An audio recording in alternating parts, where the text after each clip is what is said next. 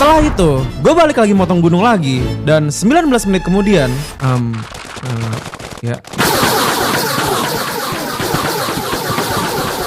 Nah, lalu setelahnya, gue kembali memotong gunung. Dan setelah 25 menit memotong gunung, akhirnya shovelnya habis lagi.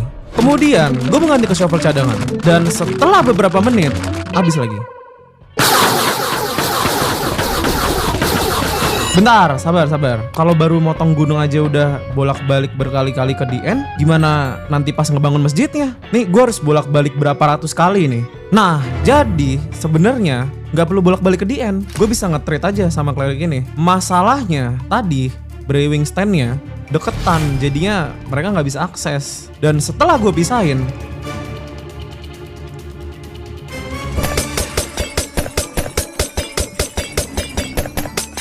nah, ini dia. Setelah semua dirtnya udah bersih, kemudian gue lanjut ngeratain batu.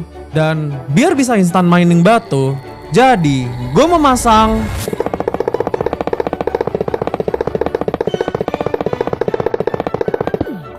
oke, itu satu beacon.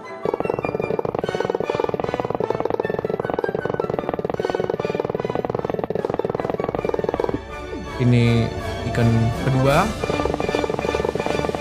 bikin ketiga, dan juga bikin keempat.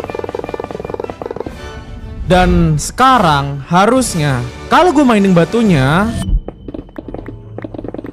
nah insta mining ya, tapi tetap harus manual.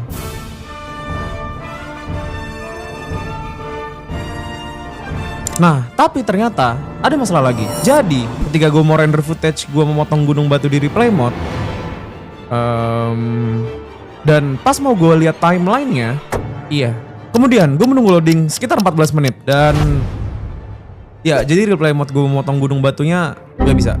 Karena ketika gue memotong gunung, banyak blok yang drop dan itu semua dihitung sebagai entity. Dan semua RAM gue juga udah mentok.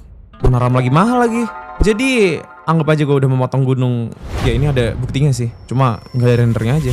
Footage yang ada cuma tinggal sisa sekotak kecil gunung ini aja dari rekotan OBS. Akhirnya setelah lebih dari 7 jam motong gunungnya udah selesai. Tapi gue belum kelar, karena setelah memotong gunung, gue akan membuat gunung. Dimana? Di sini.